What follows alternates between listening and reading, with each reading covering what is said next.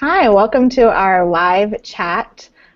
We have here Becky Doggett, who was the state auditor when the state first took over Newark Public Schools. It is now the 20th anniversary, 20 years ago. I can't believe it. And Becky Doggett was there when the state decided to investigate the condition of Newark Public Schools and found a litany of problems. And then we have Eric Dawson, who is the host of a new online radio show, who has been following both sort of the current politics of Newark Public Schools, the school board election, and has been a Newarker and kind of knows the ins and outs of what's going on right now. So thank you both for coming here today. You're welcome. So it's the 20th anniversary. 1995, the state decided to come in and take over the school system. Becky, why don't you give us just a little bit of the history about how we got here to this point? What made the state decide to come in and take control over the system? Well, actually, my start in this scenario started even 2 years before, in 1993, when the Commissioner of Education appointed me as the State Auditor General for the Newark Public Schools. So I was most active at the time that the comprehensive state investigation was going on. That's part of the whole process leading up to a decision as to whether or not takeover would occur. And so I was the Auditor General at the time that the State Department of Education team was out in the field looking at the conditions in the schools. And they looked at everything from the physical conditions to the comparison of the curriculum on paper versus what was going on in the classrooms, student attendance, teacher attendance, teacher performance, qualifications of teachers, etc. And of course the stewardship, if you will, of the school board itself, and what role the school board actions play in looking at the conditions that had taken place. So let's back up for a second. Why did they decide to investigate in the first place? Well, there's a whole long process for state monitoring, and Newark had been through several stages already of the compliance process, and at each stage, I think it had been going on for at least 2 or 3 years prior to the time I was on the scene. The whole idea was that the state would come in, monitor, look at certain issues, and then lay out a compliance plan at which the school board and the school system was supposed to follow. Then they come back to see if the compliance had been met. So at each stage of this, I think there were 3 stages, the school system had not met the previous list of compliances. So by 1993, they were kind of in the final stage of what was the investigation. It became more of an investigation then, and with the question at the end: should or should not the state take over the Newark Public Schools? That's when I was asked by the Commissioner of Education to become the State Auditor General. This is a position that had been in existence for quite a few years, but the position had been vacant for about 7 years before I assumed the role. And the idea, again, was that there would be another set of eyes and ears, if you would, from the State Department of Ed, but physically in Newark. I was based in Newark. So what did you see? What did what did your eyes and ears discover about what was going on in the school system at that time? By that time, technically, the Auditor General is a separate entity from the investigation that was going on. So my main role was to monitor all of the board transactions, and any transaction that exceeded, I believe it was like $20,000, was under my responsibility to look at and to determine whether the school board had followed state law and state procedure before and this was to take place before they could actually vote on the specific transaction. So several days prior to each board meeting, I was given the whole packet of items, resolutions, etc., that were going to go to the board at the public meeting, and I was to review and then alert the superintendent when it appeared to me that the actions that were going to be taken were not in compliance with state regs. So this is what I was doing most of the time. I was not like physically in the schools. That was what the investigators were doing. I was trying to kind of hold the line on the expenditures and the actions of the school board. What did you think about the condition of the schools at that time? What kinds of problems were there? Yeah, I was not, well, at the time when I was able to get out to the schools, the conditions were appalling. Before you even opened the door of the school building, you could smell the smells of the bathrooms. So the bathrooms must have been were in horrible condition because the stench was coming out of the door in many of the schools. Mm-hmm. The physical condition, the buildings had not been properly cleaned, properly painted. In many cases, toxic materials were in closets that were not locked up. In the bathrooms themselves, the stalls were missing. There was usually no soap, no toilet paper, no paper towels for the children to wash their hands, etc. So it was just a host of neglected items. That was just on the physical side. Yeah. What about that? What about the academic side? That was technically not my purview, but as I was reading the reports coming from the State Department of Education team, it was clear that this was not something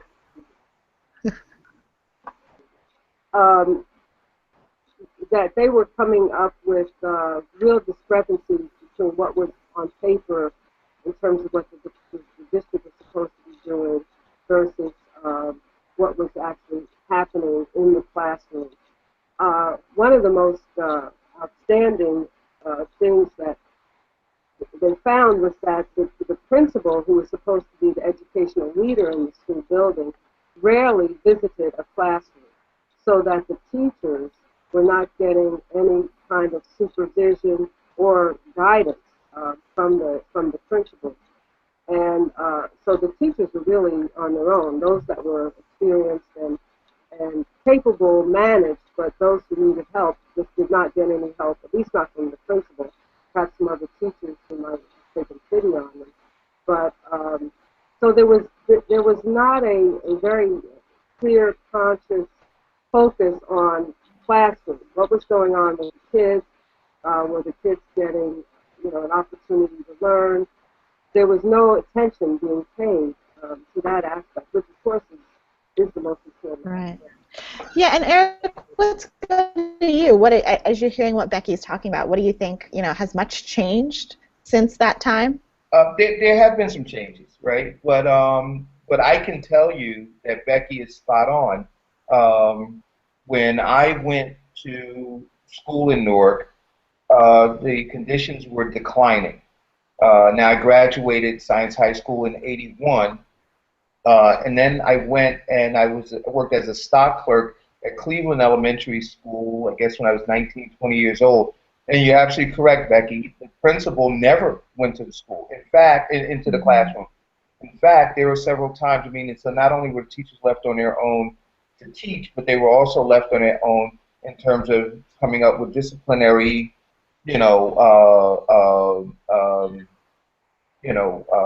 formulas to keep the class in line.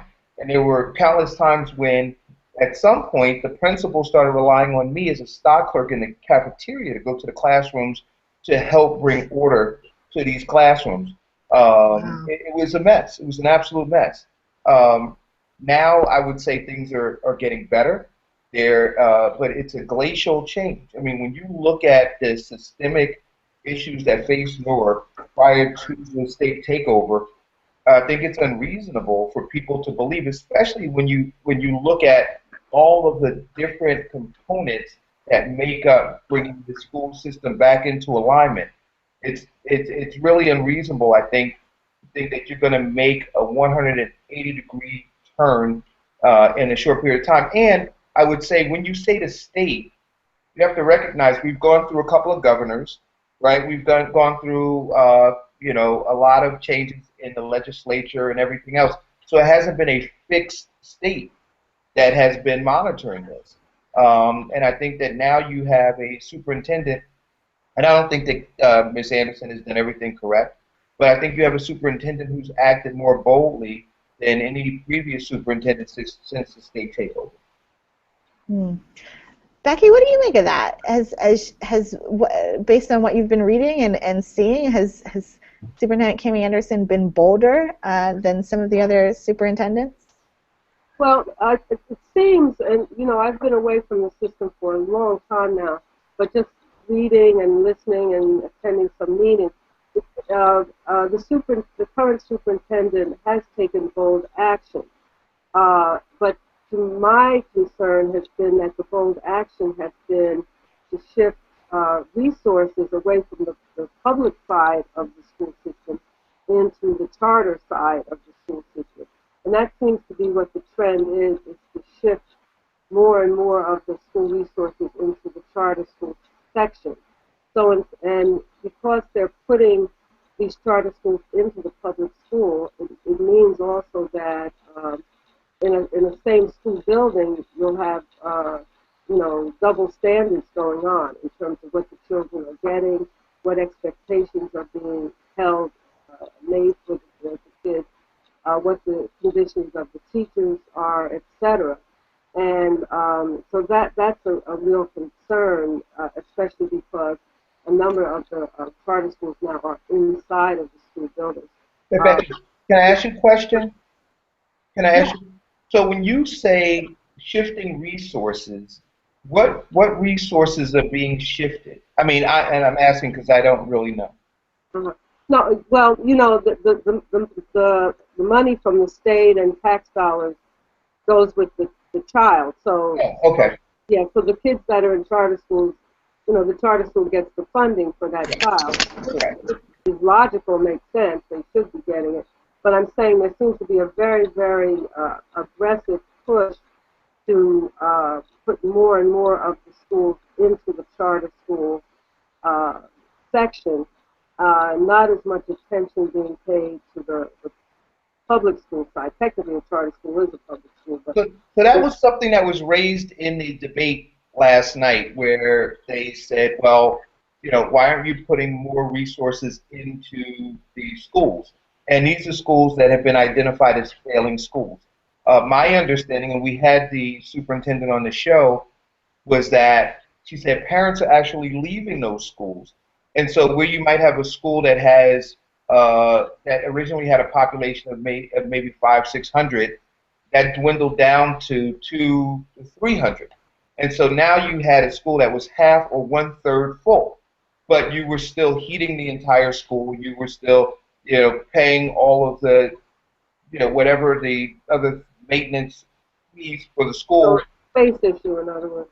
Exactly. And so what she said was that because of space, it just made sense with a school system that's strapped for dollars to either combine or to combine traditional public schools, co-locate, or close the school down altogether. Mm-hmm. Now I don't know. I mean that's what she's saying. It would be interesting sometime perhaps to interview parents who are in that kind of a dual school to see what their observations are. Even some of the kids, some of the older kids would be pretty observant. I'd be interested to hear what their experience has been, in being in a school that's, part public, part charter. Well, a lot of them. I mean, I've talked to some of them, and they haven't had good experiences. The ones who, well, both, right? The culture of the traditional public school versus the culture of the public charter school are different, right? And so the the kids who are in the traditional public school, some of them feel like they're on the B team or on the C team, right? That they're not smart enough. So, you have those self-esteem issues. And then with the charter school kids, some of them, they may not want the rigor. The parents want them to have the rigor. They didn't want the rigor and the discipline that comes with the charter school, and then they see what happens in the traditional public school because it's not as much rigor and it's not as disciplined. Now, I went to Science High, but at that time you had, just before I went, you had University High School, which was it was co-located, right, inside of Shabazz, and so it was called the school within a school. And you also had Science High School, which was a part of Central High School. It took the upper floors. And when the school broke out and went to Rector Street, I remember talking to some students at Science High School who expressed the same kind of thing. They said, "Man, what's going on down, at Central, it's crazy, but we're learning, we're smart, we're the smartest ones." And so I would imagine that still goes on. Well, and of course, the charter school kind of creams from the general population in the sense that the parents have to be very, very proactive, very aggressive to get into the lottery system, to push for their kids' name even be in the lottery. So there is kind of a self-selection that goes on, which also weakens the public school because the most proactive parents, probably the children that have some sense of standard and direction, are pulled out of the public sector. They're in the charter school. I mean, if I were a parent in that situation, I would probably do that myself because I want the best I can get for my kids. Absolutely. From a public policy perspective, it really creates a really, almost separate but equal situation within the school system. Well, it does, but you're going to either have a situation where you have parents who have the financial wherewithal to move out, right? And so you're still going to have that separation. And so for the parent who's stuck there in the district and says, you know what, I'm an engaged parent. Whatever I can. And maybe the neighbor isn't engaged, so why should my child have to suffer? Right? I want to be able to give my child the best opportunity. I mean, I can understand it. When my my daughter and one of my stepchildren went through the Newark public school. This is quite a few years before you, and we would hopscotch across the city to put her in the schools that we thought were going to really work for her. And that time there was open enrollment, so it was possible. But as you said, because we were physically able, we had a car, we could move around, we had jobs that were flexible enough, that gave us the hours that we could take her, from where we lived in the Colonnades over to Cleveland School on Bergen Street. And then we moved. Then when she was finished at Cleveland, she went to Mount Vernon. So that's quite a schlep all the way across Newark. But we were able to do that because we had the wherewithal to do that, and we did it because we were trying to find the best for her. That's right. And when I was in school, right, I was in the South Ward. I went to Maple, right? Maple was a great school when I went there. You had kids who lived on the other side of town who were using addresses in the South Ward, right, in order to go. And again, parents, because they had the wherewithal, they had a vehicle to get them across town. Parents back then were trying to find great schools. Right. Parents will do whatever they can. That's right. Back in the 60s and 70s, there was still an open enrollment system in Newark, so you didn't have to fabricate an address. You could just, openly take your kids.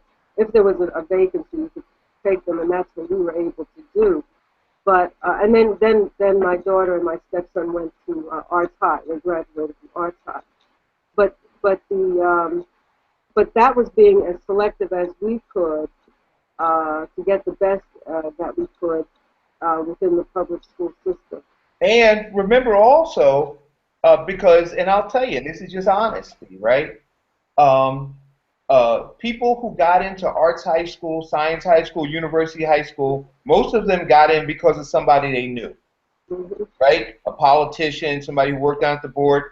At that time, when I went to science high school, my dad was president of the board of education. I have no doubt that part of the reason I got in there was because of who my dad was, right? And I would say he would have been foolish not to leverage, his position to make sure that I got the best opportunity.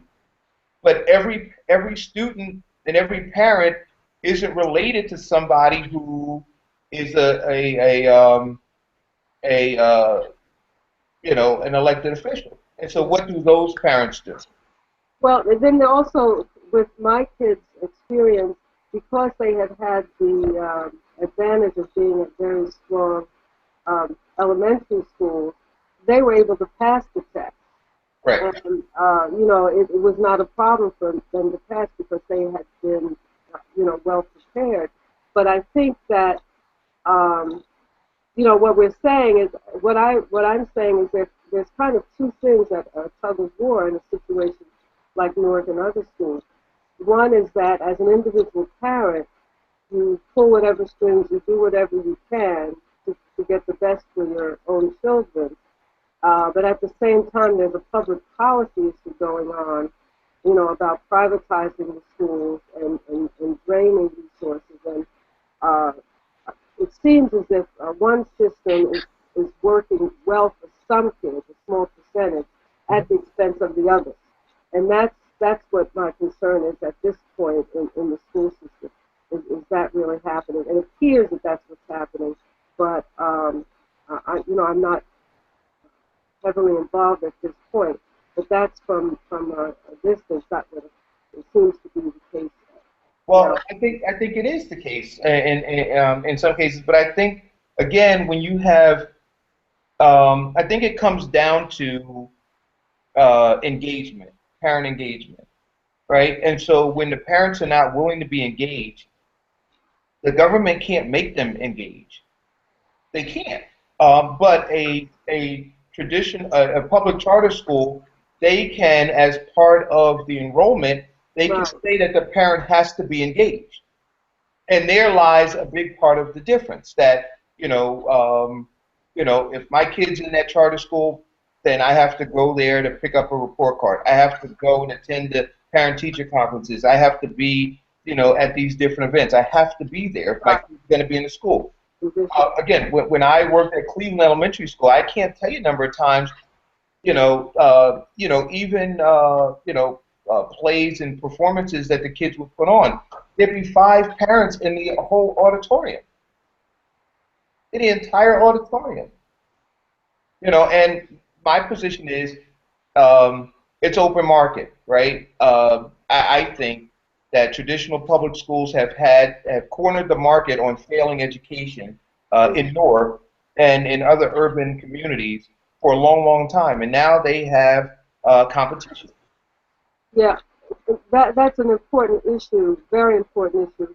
When I mentioned, that I served for a year as state auditor general, then I went back to my regular job at the Port Authority. Then when the judge ordered the takeover and Dr. Beverly Hall was appointed as the first superintendent, I was asked to come back into Newark to help her and the new team. Which I did. I resigned from my job at the port and came, and then I was actually working in the school system. And reason I came was I was saying to the superintendent that it's important now to focus on parent involvement. It's important now, our Absolutely. intake over, to focus on how do we get the parents more involved, more engaged in the school system, that they want to understand what's going on. There's a closer relationship with the teachers and the principal in the school, a better appreciation of what it takes to run a school, and also more accountability on the part of the school administration to the parents to let them know what's going on with their children, what they can do at home, etc. So I became head of the Office of Community Development, which focused a lot on how to increase different ways that parents could be involved. Starting, we we did more with the Parent Volunteer Academy, which focused on getting parents to serve as volunteers in the school system during the day. So I felt it was important for parents to be inside the school building when school was going on, so they I could agree. see. And for kids also to see a presence of parents moving around, doing things inside the school building.